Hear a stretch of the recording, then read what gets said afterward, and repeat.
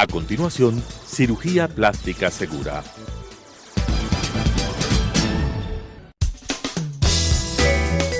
Clasificación A. Apto para todo público.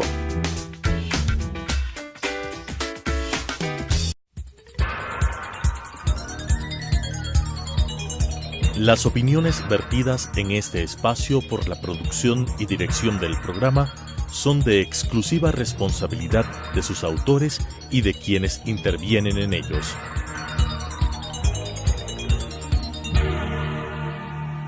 Telesucesos Canal 29 UHF presenta Cirugía Plástica Segura, las últimas técnicas en cirugía plástica y reconstructiva, con la conducción de la doctora Patricia García Román.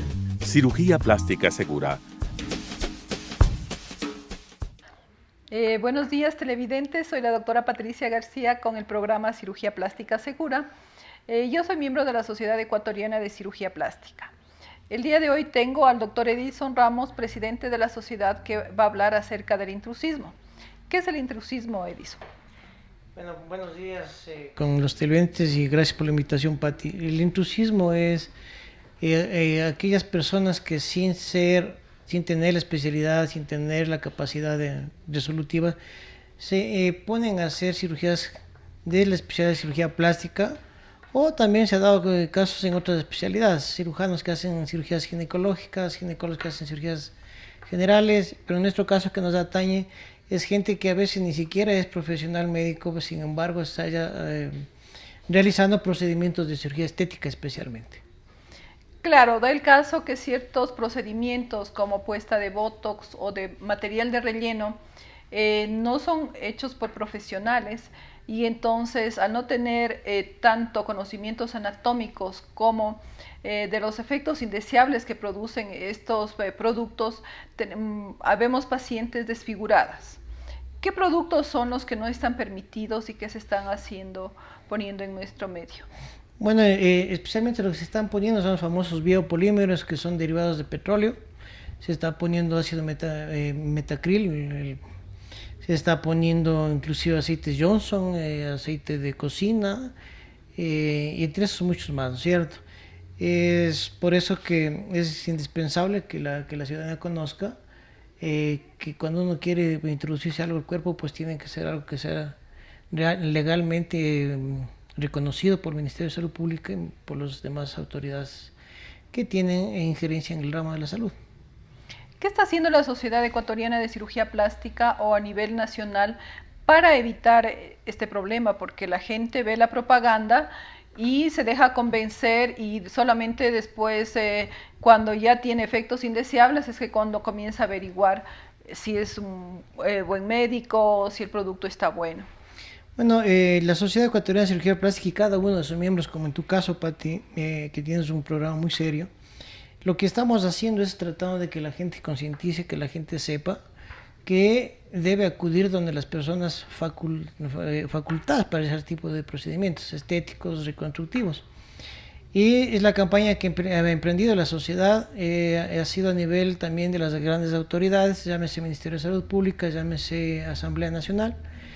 Hemos tenido contactos con algunos asambleístas. Hay un proyecto de ley en contra de los biopolímeros que te acabo de mencionar, y estuvimos hace 15 días en la Comisión de Salud de la Asamblea Nacional presentando un proyecto serio, un proyecto de varios artículos en los cuales estamos pidiendo primero que se nos recertifique como médicos cirujanos plásticos, es decir, estamos pidiendo que se nos califique, que se nos vuelva a calificar, y también leyes en contra del intrusismo, es decir, en contra de quienes quieran realizar procedimientos que no estén de acuerdo a sus facultades. ¿Cómo se puede valorar si una persona está bien especializada? O sea, ¿cómo puede una persona que oye una propaganda, cómo puede saber?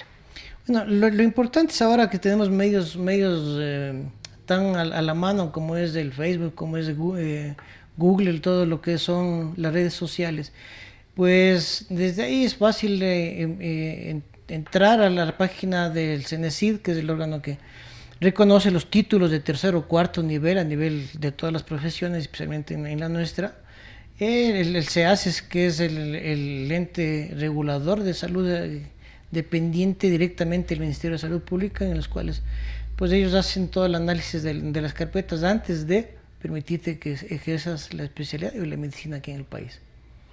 Ya, yo veo que en el medio no solamente hay problemas con el cirujano, sino también con la clínica donde va. ¿Hay alguna norma que regule también eso, o la sociedad también está pensando en eso, de que los cirujanos vayamos a un lugar que sea seguro? Porque el problema son los costos, y la gente ve dónde me puedo operar, dónde puedo lograr mi objetivo que quiero, cambiar mi nariz, cambiar mi figura, pero no está viendo que a veces esos bajos costos vienen a ser perjudiciales porque no tienen todas las medidas de seguridad que obliga la ley para tener un buen resultado de la cirugía. Bueno, justamente como te decía, la sociedad viene trabajando ya desde hace algún tiempo atrás, unos 3, 4 años. Una delegación, un grupo de miembros de la Sociedad de Cirugía Plástica, en los que yo me cuento, trabajamos con el Ministerio de Salud Pública, con el Departamento de Normatización. Se dejó establecidos parámetros para que una clínica se haga calificada, apta o no apta para el tipo de cirugías que realizamos nosotros como cirujanos plásticos y reconstructivos y estéticos. Y pues esa norma se está cumpliendo. Se pusieron reglamentos muy claros en cuanto a la esterilidad, en cuanto al tamaño del quirófano, la seguridad, en todo lo que son aparatos. ¿Podemos agrandar un poquito este tema, que es importante para que cuando vaya la persona a un quirófano sepa identificar cuando no está bien regulado? O sea, qué medidas tiene que tener, cómo tiene que tener, porque como es un programa educativo, quisiera que nuestros televidentes tengan un poco más de conocimiento de esto. Bueno, para empezar, debería exigir el permiso de funcionamiento de la clínica. Segundo, debería exigir el título de especialista tanto del cirujano como del anestesiólogo, es decir, de todo el team quirúrgico que va a actuar en ese momento.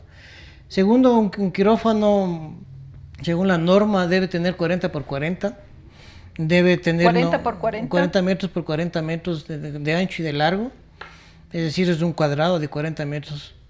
De 4 por 4. No, 40 metros, sí, 4 por 4, 40 metros en total. Hay 40 metros cuadrados. 40 metros cuadrados como mínimo el quirófano debe tener. Debe tener lámparas cielíticas fácilmente desmontables 8 por y lavables. 5, 40 o cualquiera, o 4. Sí, más o menos. Cualquiera que den 40. Lámparas cielíticas lavables, desmontables. No debe tener ángulos en sus paredes, sino deben tener en forma de redondeada para poder lavar. Debe tener un piso antiestático y obviamente la máquina de anestesia y las máquinas de resucitación, los monitores deben estar en perfecto funcionamiento. Más o menos ese sería lo mínimo que puede exigir un paciente antes de entrar al quirófano. Ya, la otra cosa que es importante también la recuperación, porque muchas veces el paciente en recuperación es lo que tiene problemas. Cómo se maneja también el mecanismo de manejar de la clínica también es importante, porque muchas veces pasa y no tiene quien le cuide la persona, que un cirujano o una enfermera bien formada para que esté en recuperación también es importante. Así es. Las complicaciones muchas veces vienen en el postoperatorio porque han aspirado, han sangrado y no caen en cuenta si no es una persona formada, que está en peligro la vida del paciente, ¿no? Sí, justamente en este trabajo que hicimos de normatización del Ministerio, se estableció muy claramente que las cirugías que se llamamos nosotros cirugías ambulatorias deben ser no mayores a 1 hora de tiempo de duración, o 1 hora y media máximo, o para que el paciente tenga el resto del día para recuperarse, y que estas cirugías deben ser hechas preferiblemente en las horas de la mañana. Así tiene todo el tiempo para recuperarse y luego irse. Pero cirugías mayores de 2 horas, 2 horas y media, el paciente debe estar hospitalizado al menos 24 horas. Entonces este tipo de clínicas deben considerar pues tener personal suficiente como para que se quede al cuidado del paciente. Había leído un artículo que muchas veces el contagio viene desde el momento que la enfermera coge la vía, y en muchos lugares no tienen todas las medidas higiénicas para evitar las contaminaciones que muchas veces después lleva a una sepsis y es problema de quirófano, ¿no? Así es. Mira que nosotros hemos trabajado, te digo, con el ASIS, que es la Agencia de Aseguramiento de Calidad en Atención en Salud, y precisamente hemos pedido esto, que sus órganos controladores se acerquen a las diferentes clínicas y que hagan la inspección sin tener nada en contra de nadie, simplemente que se cumpla la norma. La norma ya existe y la norma está establecida. Lo único que tienen que hacer es hacer cumplir la norma. Hemos oficiado algunas veces al Ministerio de Salud Pública, hemos oficiado a la Zonal 9, hemos oficiado inclusive a algunos periodistas, pidiendo que por favor antes de hacer este tipo de propagandas y cosas, se certifique qué tipo de profesional es el que está haciendo estos anuncios de marketing. Ya, muchas veces estas clínicas no sabe el paciente qué cirujano le ha operado. A mí me ha tocado recibir en mi consultorio qué prótesis le han puesto, cuando es cuestión de prótesis. ¿Cómo se puede un poco regular eso? Porque el paciente va, le reciben, yo no sé muy bien el mecanismo y de pronto le convencen para operarse. Bueno, hay situaciones como las que se vivió aquí en el país con Hola Mauricio, con otro tipo de programas, en los que el médico era contratado y el médico recién conocía al paciente y el paciente al médico ya cuando estaban operándole. Lamentablemente eso es asunto del Ministerio de Salud Pública y de las autoridades que tienen que averiguar. Y sobre todo, como en tu programa, orientar al paciente, que sea el paciente el que hable previamente con su médico, que lo conozca, que vea si es que es o no titulado en el CENESID, no nos quita más de 2 minutos en las redes, y exigir que sea el médico que le entrevistó el médico que le vaya a operar. Caso contrario, no se opere. Por ahorrar unos pocos dólares estamos poniendo en juego nuestra vida. Claro, otra cosa que es importante y que yo siempre pregunto aquí, ¿cuáles son los exámenes necesarios mínimos para una cirugía? Porque muchas veces se van sin exámenes mínimos y el momento de la cirugía, cuando ya hay alguna complicación, comienzan recién a hacerles exámenes. ¿Qué exámenes tú consideras mínimos para una cirugía plástica? Bueno, la nariz, por ejemplo. Yo pienso que a nivel internacional no existe una norma, pero son criterios que ya se vienen dando bajo estudios, bajo parámetros de algún tiempo atrás. Lo mínimo que se puede pedir es un examen básico de cirugía, es decir, una biometría hemática, un recuento de glóbulos blancos, plaquetas, tiempo de sangrado, tiempo de coagulación, química sanguínea, urea, glucosa, creatinina para ver funcionamiento renal y un chequeo clínico, médico clínico general, ¿no? Entre los cuales se puede incluir el electrocardiograma, chequeo cardiológico.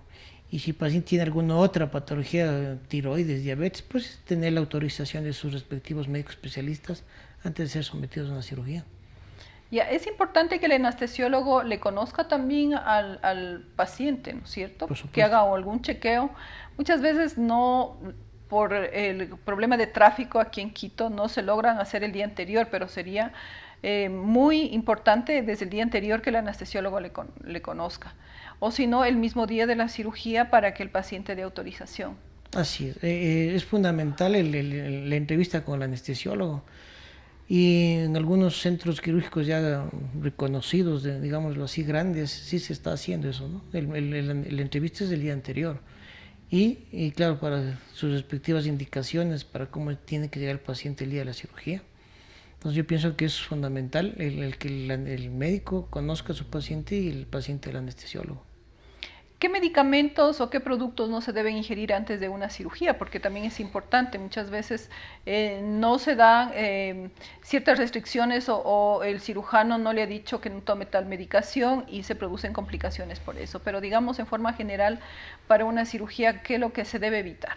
Bueno, lo básico es antiinflamatorios tipo AINES, Voltaren, Naproxeno, aspirina, vitamina C, que es muy importante, que muchos de los pacientes vienen tomando de forma crónica ya. ¿Por qué no se deben dar AINES? Porque alteran el tiempo de coagulación, prolongan.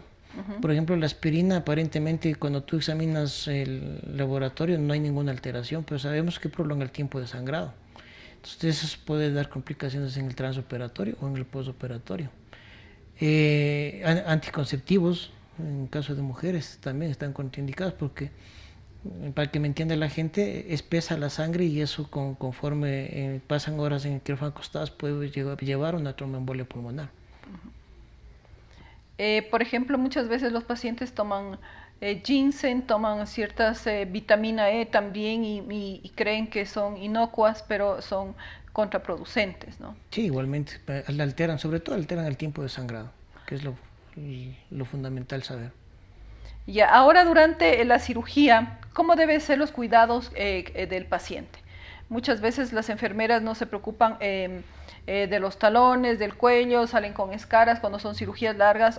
La temperatura también del quirófano es importante, que se ha visto actualmente.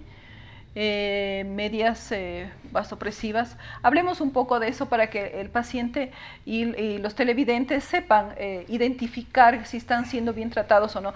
Prolóngate un poquito más para que tengan ellos más conocimiento. Sí, es fundamental, como tú dices, el buen trato, el buen cuidado del paciente dentro del quirófano.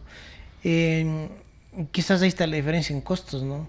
Hay que tener protectores de zonas de roce, zonas de presión, como son codos, talones, rodillas, trocánteres, es decir, muslos.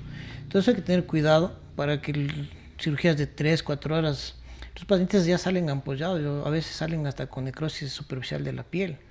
Mangos neumáticos para ayudar a que el retorno venoso de los miembros inferiores sea más fácil.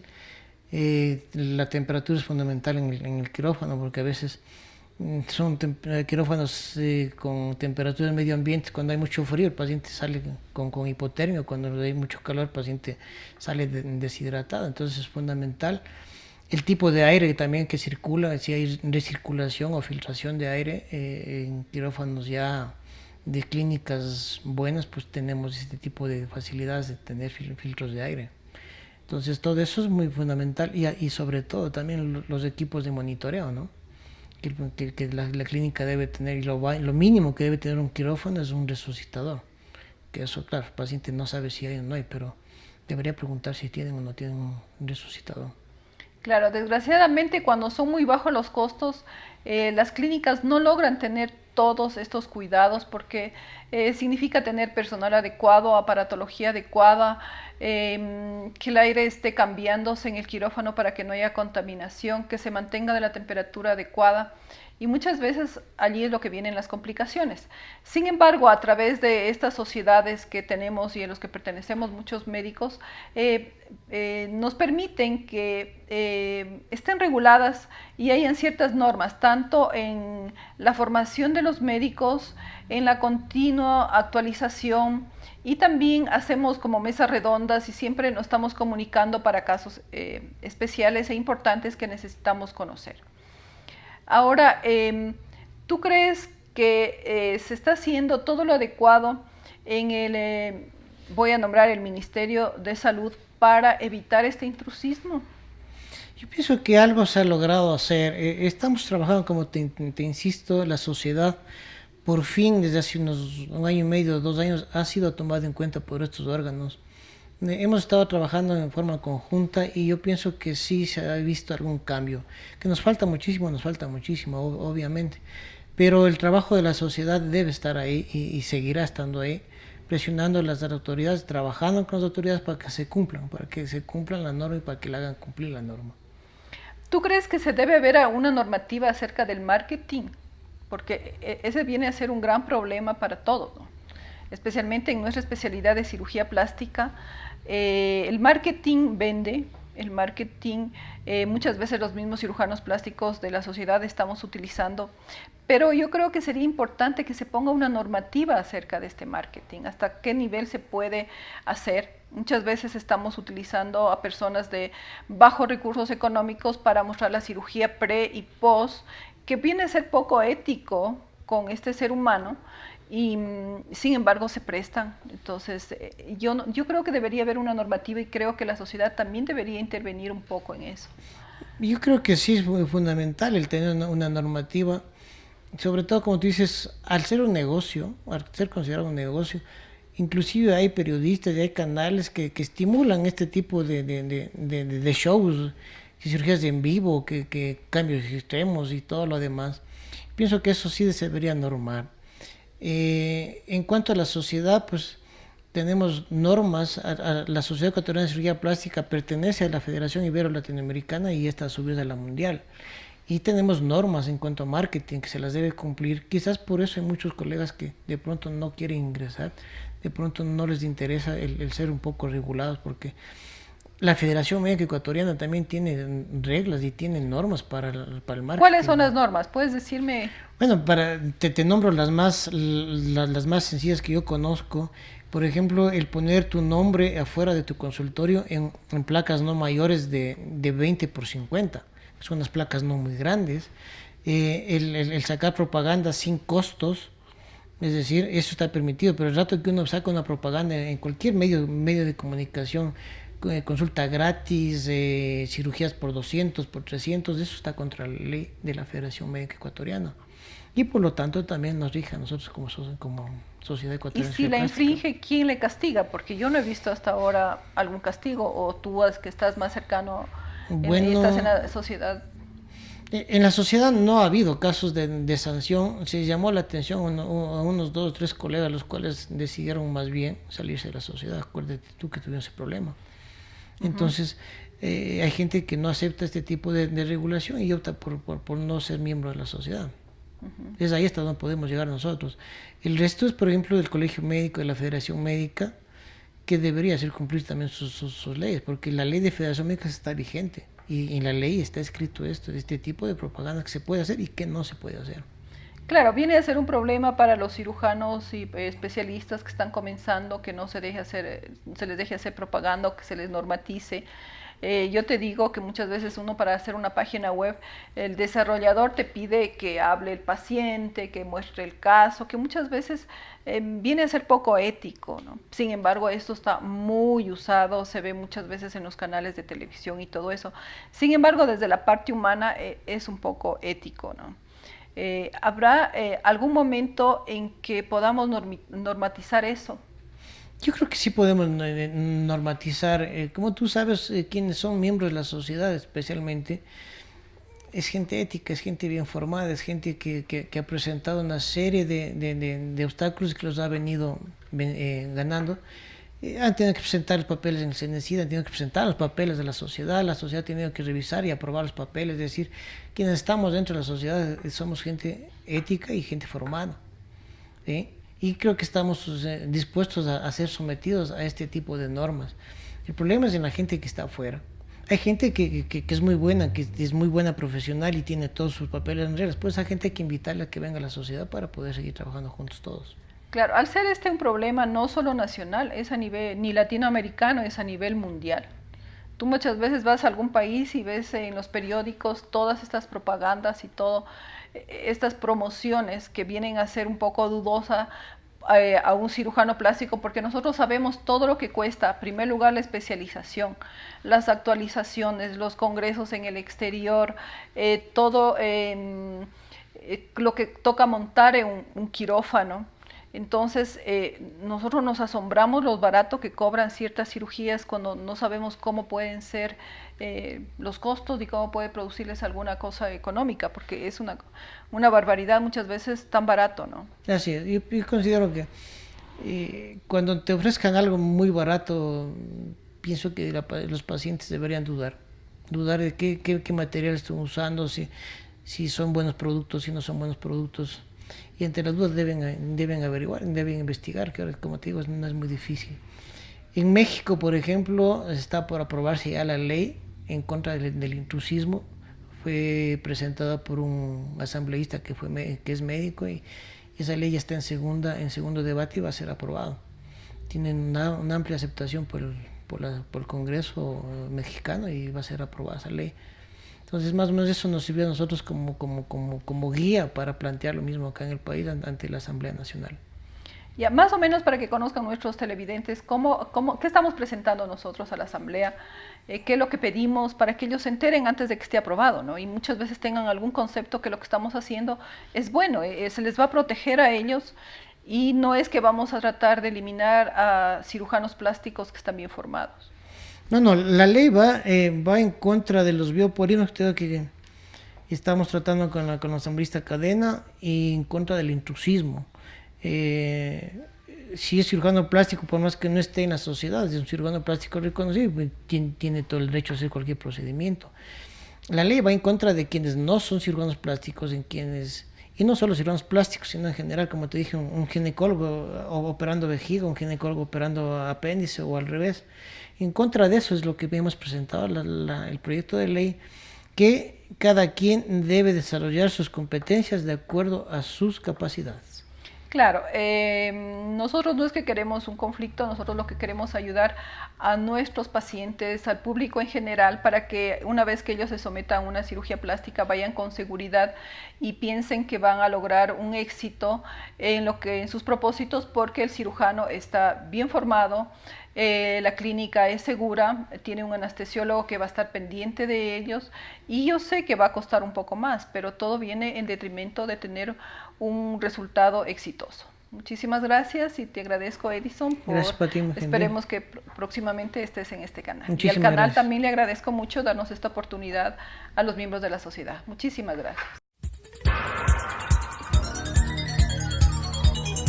Las opiniones vertidas en este espacio por la producción y dirección del programa son de exclusiva responsabilidad de sus autores y de quienes intervienen en ellos.